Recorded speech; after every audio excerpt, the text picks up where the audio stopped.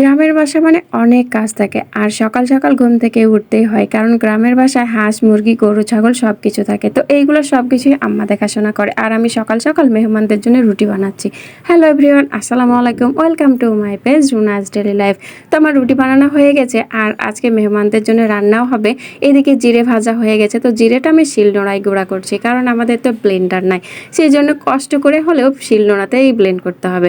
আর এই কাজটা আম্মাই করে, তবে সবসময় কি আম্মাকে এত কষ্ট করতে দেওয়া যায়? আম্মা তো অনেক কাজ করছে, তো সেই কাজগুলোর ফাঁকে তো আম্মাকে একটু সাহায্য করতে হয়। আমি কিন্তু বরাবরই আম্মাকে একটু সাহায্য করতে বেশ ভালোবাসি। আর এদিকে মেহমান আসবে বলেছি, তো মেহমান কারা? মেহমান হচ্ছে আমার বন্ধুরা ভাই। আর তাদের ইচ্ছা যে বাসমতি চাউলের ভাত খাবে, তার সাথে গরুর মাংস। তো আমার বাবা তো সকাল সকাল বাজার চলে গিয়েছিল আর বাজার থেকে গরুর মাংস নিয়েও চলে এসেছে, আর আমি এদিকে চাউল নিয়ে বসে আছি। তো রান্না তো আজকে আমিই করব, কিন্তু অন্যান্য সবজিও তো আছে, সেগুলো কেটে রেডি করে দিচ্ছি।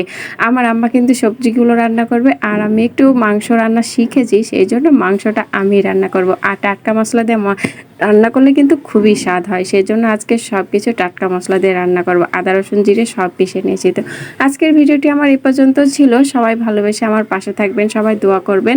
দেখা হবে আবার অন্য কোনো ভিডিওতে। ততক্ষণ পর্যন্ত সুস্থ থাকেন, ভালো থাকেন আর আমাকে একটু বেশি বেশি করে ভালোবাসা দিয়ে পাশে থাকেন। আল্লাহ হাফেজ।